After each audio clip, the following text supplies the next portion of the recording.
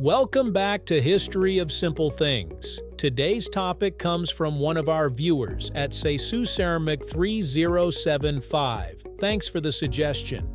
You asked, how were macarons invented?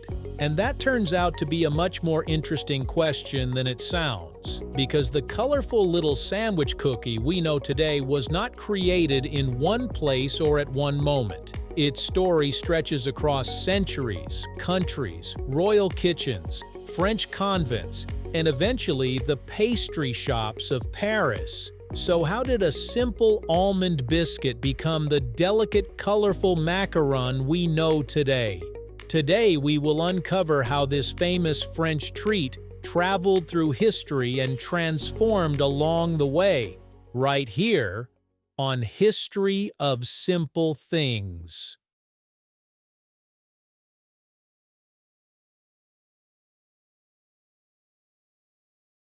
The story begins long before macarons became colorful pastries in Paris.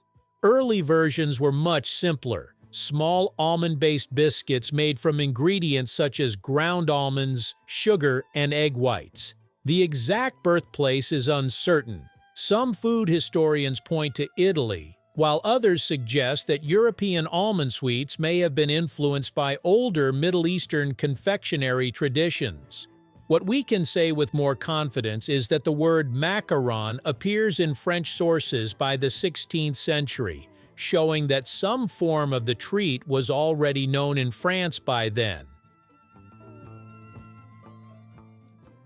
One famous story connects the macaron to Catherine de Medici, the Italian noblewoman who married the future King Henry II of France in 1533. According to the popular tale, her Italian cooks brought macarons with them to France.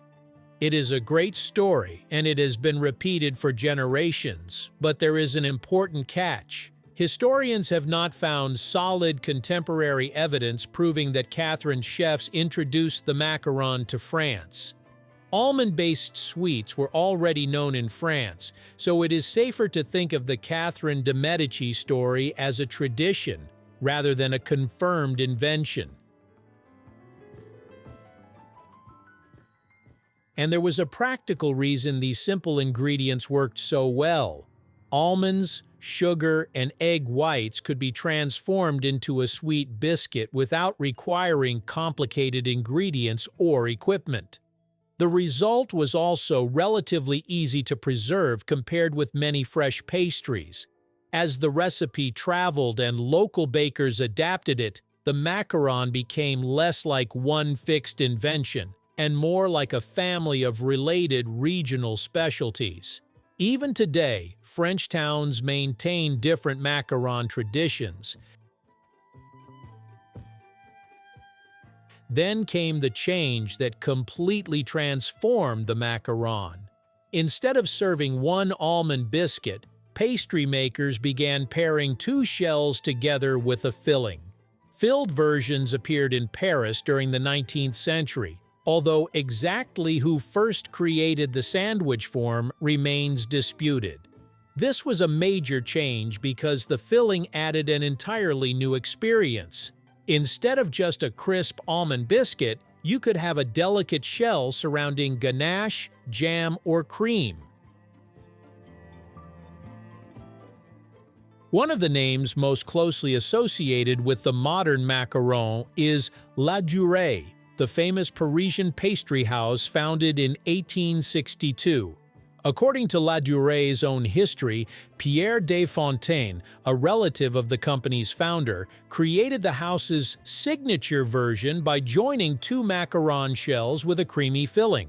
The company dates this development to the early 20th century, with the widely cited date being around 1930. Other accounts credit pastry chef Claude Gerbet with innovations in the sandwich macaron, which is another reason the exact invention story should be treated carefully. Whatever the exact inventor, the basic idea was brilliant. Two light almond meringue shells could act almost like a tiny pastry sandwich. The outside could be crisp, while the inside remained softer and chewy. A filling could bring another texture and flavor into the center. And because the shells could be colored and flavored, the pastry suddenly had enormous creative potential. That is where the modern macaron really began to emerge. Pastry chefs could experiment with chocolate, pistachio, raspberry, coffee, vanilla, rose, salted caramel, and countless other combinations. The macaron stopped being simply an almond biscuit and became a miniature piece of pastry design.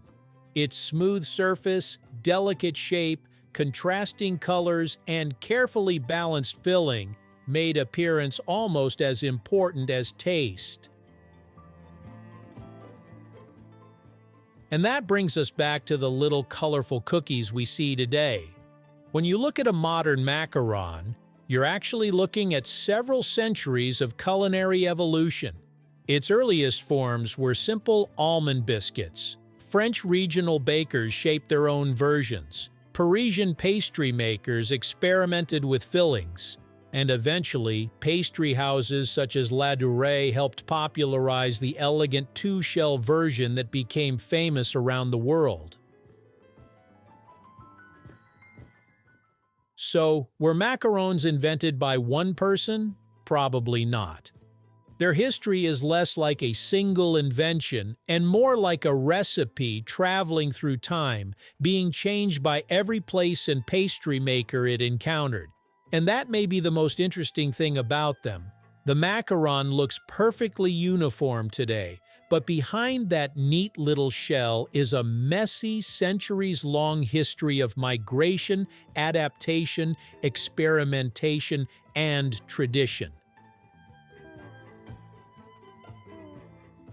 So the next time you see a box of colorful macarons, remember that you're not just looking at a fancy French dessert. You're looking at the modern result of a very old idea: almonds, sugar, and egg whites, transformed again and again until a simple biscuit became one of the world's most recognizable pastries. Thank you for watching. If you have suggestions for our next video, feel free to share them in the comments below. We'll be sure to give you an acknowledgement for your contribution. Thank you for joining us on this journey through the history of simple things. Don't forget to like, subscribe, and stay tuned for more stories woven through the smallest details.